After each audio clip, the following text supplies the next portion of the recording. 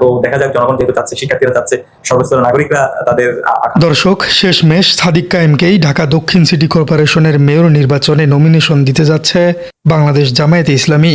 ঢাকা দক্ষিণের এই high voltage নির্বাচনে একদিকে বিএনপির পরীক্ষিত রাজনৈতিক হেভিওয়েটরা, আর অন্যদিকে তরুণ রাজনৈতিক সমীকরণে উদীয়মান দল এনসিপির চমক। এই সব মহারথীদের ভিড়ে সাদিক কায়েমের মতো একজন তরুণ নেতার প্রবেশ পুরো নির্বাচনের সমীকরণকেই যেন এক নতুন লহমায় পাল্টে দিয়েছে। তো দেখা যাক জনগণ যেহেতু চাচ্ছে, শিক্ষার্থীরা চাচ্ছে, সর্বস্তরের নাগরিকরা তাদের আকাঙ্ক্ষা, তাদের উচ্ছ্বাস ব্যক্ত করছে। ইনশাআল্লাহ যেহেতু জনগণ যেহেতু চাচ্ছে, সুতরাং আচ্ছা, আমি তো এখন ডাকসুতে দায়িত্বে আছি। আমার প্রথমত দায়িত্ব হচ্ছে ডাকসুতে আমরা যে কমিটমেন্ট গুলো দিয়েছি, প্রত্যেকটা কমিটমেন্ট গুলো এড্রেস করে চমৎকার একটা ক্যাম্পাস রেখে যাওয়া। আলহামদুলিল্লাহ এখানে এত বেশি চ্যালেঞ্জ এবং প্রশাসনের বিভিন্ন পর্যায়ে থেকে অসহযোগিতার পরও আমরা কিন্তু সাদিক কায়েম কি পারবেন সব জল্পনা কল্পনা সরিয়ে ঢাকা দক্ষিণের এই কঠিন লড়াইয়ে জয়ী হতে? কি কি চ্যালেঞ্জ তার জন্য অপেক্ষা করছে? চলুন দর্শক, সাদিক কায়েমের সামনের সেই বিশাল 6টি চ্যালেঞ্জ নিয়ে আজকে গভীর বিশ্লেষণ করা যাক, যেগুলোর উপরে নির্ভর করছে সাদিক কায়েমের মেয়র হওয়ার স্বপ্ন। দর্শক, শুরু করার আগে ঢাকা দক্ষিণ সিটি কর্পোরেশনের ভৌগোলিক অবস্থান এবং এর প্রশাসনিক গুরুত্ব সম্পর্কে একটু জানানো প্রয়োজন। তাহলেই আপনি এই পুরো রাজনৈতিক বিশ্লেষণটি খুব ভালোভাবেই বুঝতে পারবেন। ঢাকা দক্ষিণ সিটি কর্পোরেশন শুধু একটি প্রশাসনিক এলাকাই নয়, এটি পুরো বাংলাদেশের রাজনীতি এবং অর্থনীতির একটি বড় প্রাণকেন্দ্র। পুরান ঢাকার ঐতিহ্যের পাশাপাশি বাণিজ্যিক প্রাণকেন্দ্র মতিঝিল, গুলিস্তান থেকে শুরু করে ধানমন্ডির একাংশ নিয়ে গঠিত এই কর্পোরেশনে ভোটার সংখ্যা প্রায় 24 লাখেরও বেশি। এখানকার জনসংখ্যা এবং ভোটারদের বৈচিত্র্য অনেক বেশি। অতীতের ইতিহাস ঘাটলে দেখা যায় ঢাকা দক্ষিণে মেয়র পদে জয়ী হতে হলে সবসময় একটি নির্দিষ্ট ভোট ব্যাংক এবং বিশাল দলীয় কাঠামোর প্রয়োজন হতো। আওয়ামী লীগ আমলে আমরা দেখেছি এখানে কিভাবে দিনের ভোট রাতে হতো। পেশি শক্তি এবং কালো টাকার প্রভাবে সাধারণ ভোটাররা কিভাবে ভোট কেন্দ্র থেকে মুখ ফিরিয়ে নিত। কিন্তু 24-এর গণ অভ্যুত্থানের পর দৃশ্যপট পুরোপুরি পাল্টে গেছে। মানুষ এখন আর পুরনো দুর্নীতিগ্রস্ত ব্যবস্থা দেখতে চায় না, তারা চায় সুষ্ঠু নির্বাচন এবং যোগ্য প্রার্থী। এই নতুন বাস্তবতায় ঢাকা দক্ষিণের মসনদ দখল করতে হলে শুধু দলীয় সিলমোহর নয়, বরং সাধারণ মানুষের, বিশেষ করে তরুণদের মন জয় করতে হবে। আর ঠিক এখানেই সাদিক কায়েমের মতো প্রার্থীদের একটি বড় সুবিধা হয়েছে। দর্শক, সাদিক কায়েমের জন্য এই নির্বাচন মোটেও সহজ হবে না, কারণ তার প্রতিপক্ষ হিসেবে মাঠে নামতে পারে বেশ কিছু ডকসাইটে হেভিওয়েট নেতা। প্রথমেই আসে বিএনপির নাম। ঢাকা দক্ষিণে বিএনপি সম্ভাব্য প্রার্থী হিসেবে এখন পর্যন্ত সবচেয়ে বেশি শোনা যাচ্ছে ইশরাক হোসেনের নাম। যদিও দলের পক্ষ থেকে এটি চূড়ান্ত নয়, তবে পুরান ঢাকার সাবেক মেয়র মরহুম সাদেক হোসেন খোকার সন্তান হিসেবে ইশরাক হোসেনের একটি বড় ব্যক্তিগত এবং পারিবারিক ভোট ব্যাংক রয়েছে। গত নির্বাচনেও তিনি খুব ভালোই প্রতিদ্বন্দ্বিতা করেছিলেন, তাই বিএনপির মতো একটি বিশাল দলের প্রার্থী হিসেবে তিনি সবসময়ই এই দৌড়ে সবচেয়ে এগিয়ে থাকবেন। অন্যদিকে রাজনীতিতে সদ্য আত্মপ্রকাশ করা তরুণদের দল এনসিপি এবার ঢাকা দক্ষিণ সিটি কর্পোরেশনে খুব বড় চমক দিতে পারে।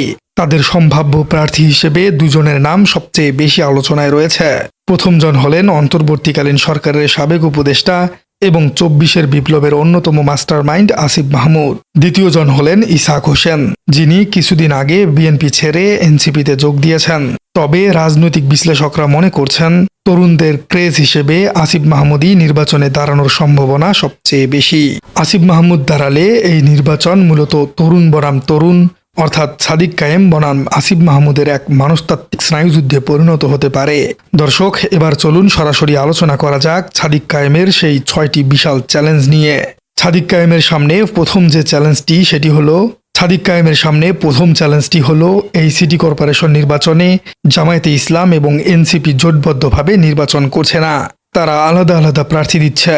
এর ফলে সবচেয়ে বড় যে সমস্যাটি তৈরি হবে তা হলো ভোট ভাগাভাগি, কারণ এনসিপি এবং জামায়াতের ভোট ব্যাংক বা সমর্থক গোষ্ঠী প্রায় একই ধরনের মানুষ, বিশেষ করে তরুণ এবং শিক্ষিত শ্রেণী। যদি আসিফ মাহমুদ এনসিপির প্রার্থী হিসেবে দাঁড়ান, তবে এই ভোট ব্যাংকটি বিভক্ত হয়ে যেতে পারে, যার সরাসরি ফায়দা নিতে পারে বিএনপি এবং ইশরাক হোসেন। এই চ্যালেঞ্জ পার হতে হলে সাদিক কায়েমকে জামাত এবং শিবিরের যে সলিড বা রিজার্ভ ভোট ব্যাংক রয়েছে তার উপর পুরোপুরি ভরসা করতে হবে। পাশাপাশি ডাকসুর বিজয়ী নেতা হিসেবে ঢাকা বিশ্ববিদ্যালয়ের শিক্ষার্থী এবং আশেপাশের তরুণ শিক্ষার্থীদের কাছেও যে তার একটি গ্রহণযোগ্যতা তৈরি হয়েছে, সেটিকে পুরোপুরি কাজে লাগাতে হবে।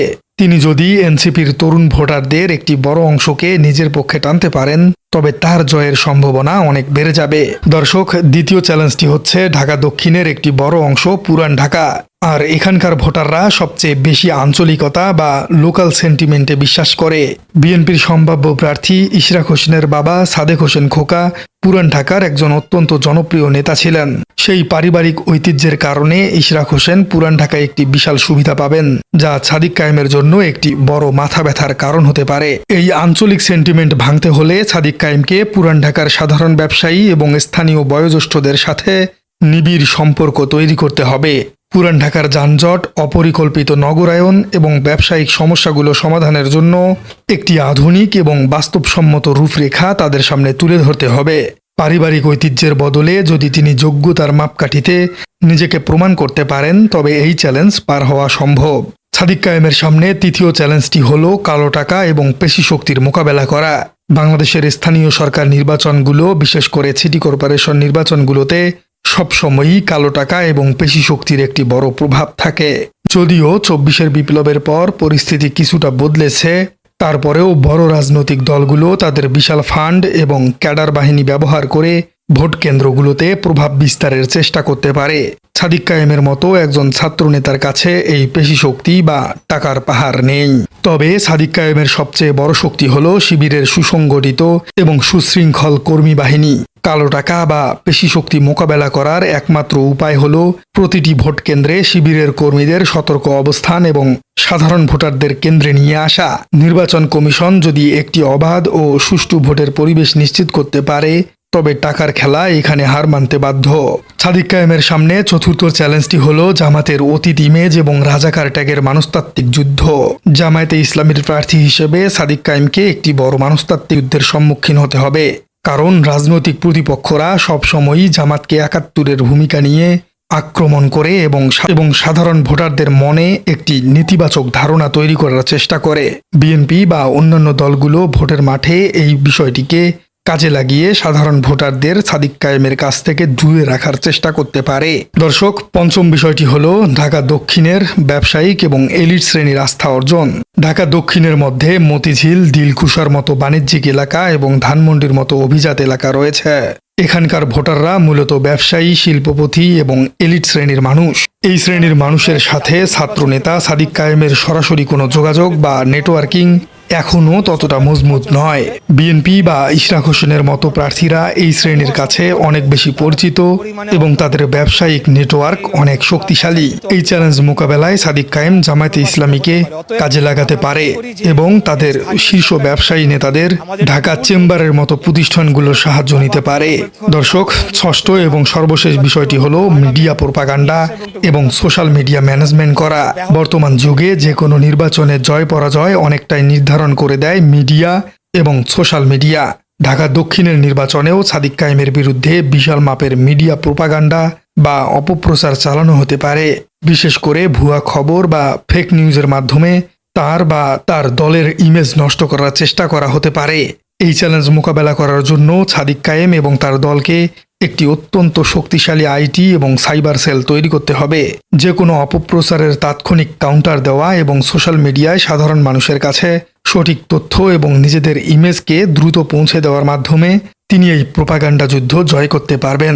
দর্শক, ঢাকা দক্ষিণ সিটি কর্পোরেশনের নির্বাচন এবার হতে যাচ্ছে বাংলাদেশের রাজনৈতিক ইতিহাসের অন্যতম আকর্ষণীয় ও প্রতিদ্বন্দ্বিতাপূর্ণ নির্বাচন।